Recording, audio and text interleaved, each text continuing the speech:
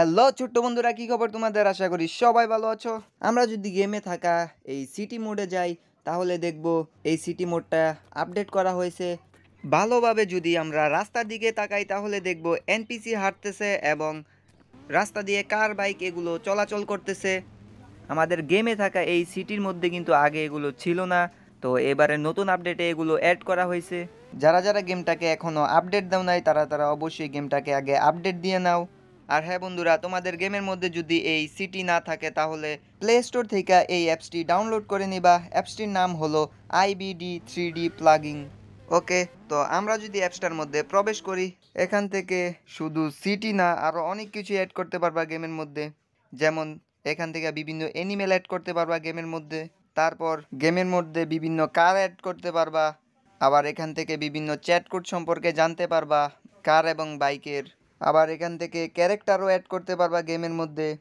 আবার নতুন রাস্তা সহ আরও অনেক কিছুই রয়েছে যা তোমরা খুব সহজেই গেমের মধ্যে অ্যাড করতে পারো এই অ্যাপসটার মাধ্যমে। ওকে, তো এইগুলো গেমের মধ্যে অ্যাড করার জন্য সর্বপ্রথম মোবাইলে ইন্টারনেট কানেকশন অন করে নিবা।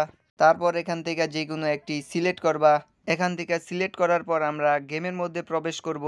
গেমের মধ্যে প্রবেশ করার পর আমরা ফোন অপশনে ক্লিক করব। ক্লিক করার পর এখান থেকে ইন্টারনেট অপশনে যাব।